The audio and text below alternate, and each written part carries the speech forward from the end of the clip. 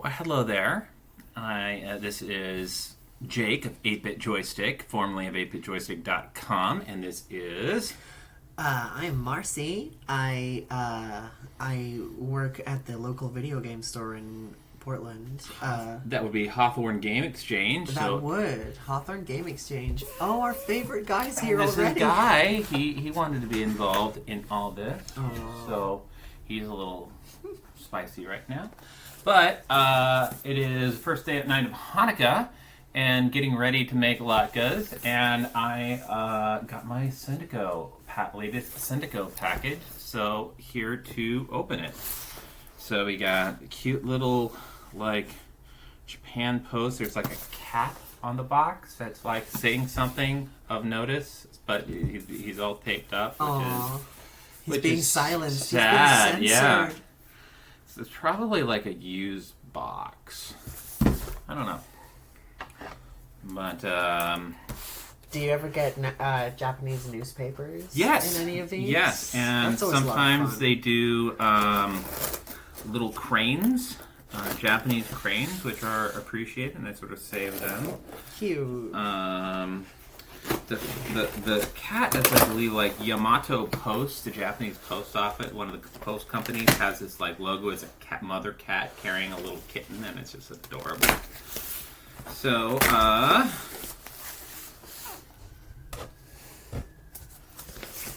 what do we have here? Bubble wrap. Perfect. Bubble wrap. Okay, a disc. A disc. Normally, I order a lot of cartridges. But I thought I would get a game, or an actual disc, and a PlayStation 2, because my PS2 is modded to play import games. And this is... this is the original Nights into Dreams for the PS2? Nights into Dreams was ported to PS2 and released in Japan only. So I think the PS3 and Xbox 360 version was based on this one. Xbox 360 version? Did you know that there was a downloaded Xbox 360 version? Download it. Okay, that's why I don't know about it. I'm a physical baby. Not on disc, but I just thought I would get a Nights into Dreams and actually play it on my actual CRT. So Nights into Dreams. This was pretty cheap to get disc only. And look how all colorful you said cartridges are. Beautiful. Ooh, I see there's one by Jalapeno in here. What? Would you like to open that? Oh, sure. I know what that is. I'm not sure what this one's going to be. Oh, that is a cute one. Yeah. What is this one? So this is City Connection, and it's a little platformer based on the car, which is the Japanese city cars, and it's chases around by the cops, and this was Americanized. They made a dude, but in the Japanese version, there's a cute girl running around on that. So, City Connection, one of the first Famicom games by Jalico. Jalico also had cute labels and screenshots on the back of the card. I guess they were ready for people to like throw away their cartridges. Well, their boxes. All right. What would you like to do next? Pick I am going to go with my favorite color and pick green here. Ooh. Oh, yo. This is a familiar one. Yes. Little scruffy, but you know what? If you're okay with getting things that are a little crappy, then you can get them way cheaper. Yeah. So. What is that on there? It's chocolate sauce. Something like that. It's like a sticker or some burning, but this is Chip and Dale's Rescue Ranger, or Chip to Dale's Daiboken, I believe. But Chip and Dale's Rescue Rangers by Capcom. Of course, Capcom more important, more famous in Japan than actual Chip and Dale's. So they are. It's like, hey, it's a Capcom game that they made for the Western market. Would you like to? Certainly. Let's go with this exciting red one right here. Nice, exciting red. Now, this is actually one for you. Oh! So, here you go. So, let's get in there. See if I can rip it from here. The salt bubble wrap. Too weak. Okay. So let's get in here. Yeah, yo, this is that, like, I unfortunately don't know the name of it, but it's that Nikuman, which was known in the U.S. as Muscle. Yep, so that's they had, what do you know of this? I know that there's an anime, and I assume a manga. Right? I don't know about the manga, but it's based on a toy line. So in Japan, they had these little rubber figurines of these little pro wrestlers. Oh, wonderful! And they were called Muscle, and they were. So this is a game based on the toys, but you were like looking after the color of the cart, like.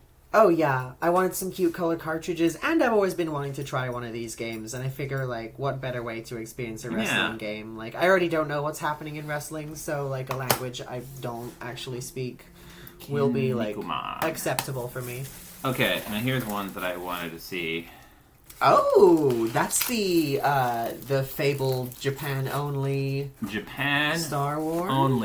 Star Wars, which has Luke Skywalker starting off with a lightsaber, and he gets in his land speeder and runs down a whole bunch of stormtroopers, and you run into Darth Vader inside the Jawa thing, the Jawa sandcrawler, and he turns into a giant scorpion. Oh. So this is the goddamn crazy Namco Star Wars game, which was not brought out into the U.S. We got a different version, but it's shiny cartridge, little crappy looking fake chrome, but Namco Star Wars. Namcot Star Wars. That always makes me think of, like, the difference between a plum and a plum-cot in, like, the fruit aisle. Fruity thoughts. Okay. Well, for Hanukkah, early, it's the first night, it's no longer late, I got Marcy a copy. I gave her my copy of Kirby's Adventure, Kirby no Hoshi 3. So I got myself a replacement because I wanted a copy of it. But for a Super Famicom, which has probably the most adorable looking label, it's got a shininess, it has a little embossed on it, it's all about the cartoon pals that are helping Kirby. Freaking adorable. If you gotta do... This is why I like doing Japanese cartridges. Oh. Oh. I saw that one. You saw that one. Yeah. Okay, so I got some that are super expensive in the U.S., but not that like crazy in Japan. So this is my last Sendico. Of course, I say that every single one, Sendico package, but this is my last one in a while. So I figured, what the hell, I'd do that. So I got Daku Wanpaku Adventure. So basically, DuckTales, Wanpaku Duck, Daiboken, I think.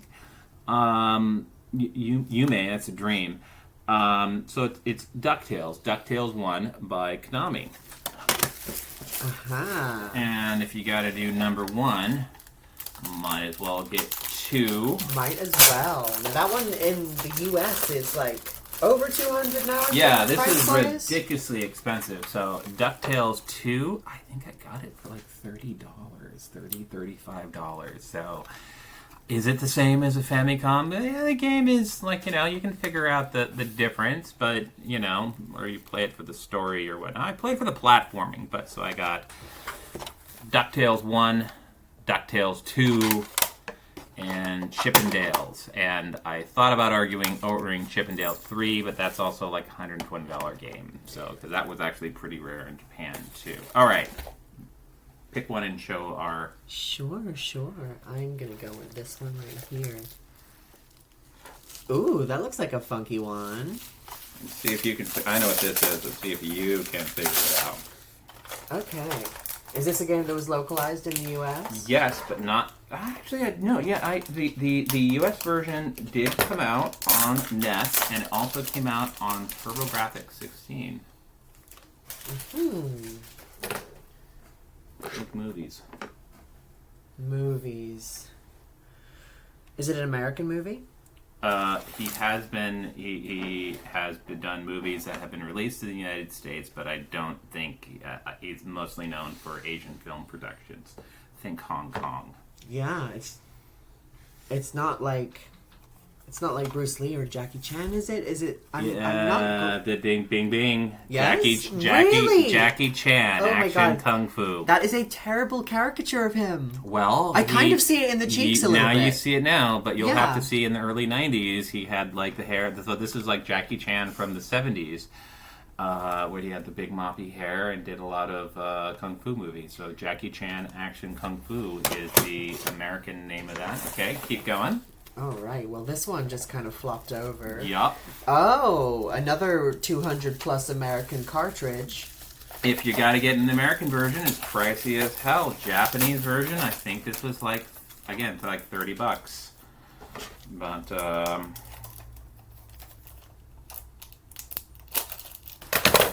Now I'm crafting a theory about sequels in like the 16 and like 8-bit era that don't update the graphics. Bomberman That 2. end up being like the most expensive ones. Like Well- I think they do a graphical upgrade on this one though, don't So they? yeah, this was like later on, but I think this is pre the TurboGrafx or the PC Engine version was the first to do multiplayer. But I think they did have a multiplayer mode on this. But Bomberman 2, mostly single player, but Beautiful warm yellow cartridge beautiful, too. warm, yellow, funky. That's why I got my.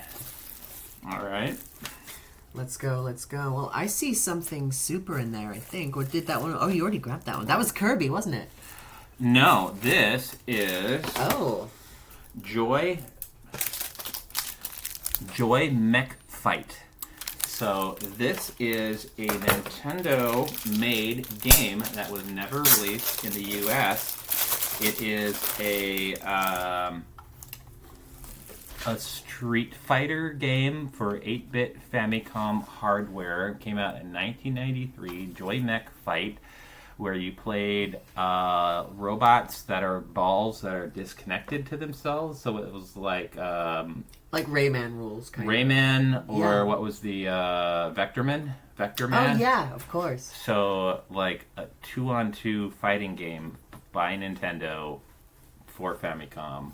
And I'm like, how do we not know about this? Because it came out in 1993 and people moved on to Super Nintendo. Although that character looks familiar, I might have seen that in Probably in the depths of a Smash Brothers game somewhere. All right. It's like the perfect Nintendo fodder for Easter eggs that are included Yeah. in games that we get about games we didn't get. So I love Konami back when they were good and not full of evil. And so Moai-kun. Oh, wow! So this is a puzzle platformer starring the Moais from Easter Island. And you have a suicide button. If you screw it up, you hit select and you'll instantly die if you can't figure out the puzzle. Similar But rules to the Lolo series. action. Yeah, it's like Konami doing a Lemming. I tried a ROM of this and it was a little bit like Lemmings, but there was jumping around and not like Lolo. So, but the Moais from Gradius and from Konami Crazy Racers. and YY Racers and a bunch Yep. of other. Excellent GBA title. Okay. Ooh, this is an okay. Little Nemo in Slumberland? Little Nemo in Slumberland. Crazy expensive in America, very affordable in Japan. Wowee. I love the lavender cartridge too. It's like In Japan, it's known as Pajama Hero Nemo. Pajama Hero Nemo. But the Little Nemo in Slumberland. very, very early comics character right there. Yeah, Windsor McKay. Okay. Do you want to guess a character? What this one? You probably, but are you okay with that? Okay. Of course, I'm cheating because I know this because I ordered it.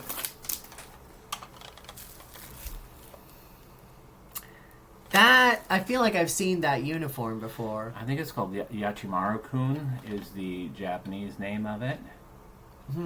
See if you can identify it. Maybe go on the back. See if you can figure that out.